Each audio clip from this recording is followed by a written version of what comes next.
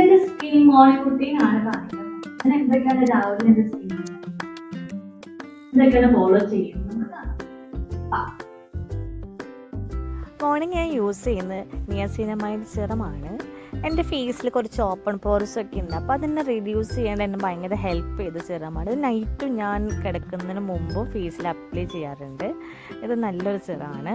പിന്നെ തന്നെ ഒരു ഫേവറേറ്റ് ആയിട്ടുള്ള സിറമാണ് കുങ്കുമാതി ഓയിൽ.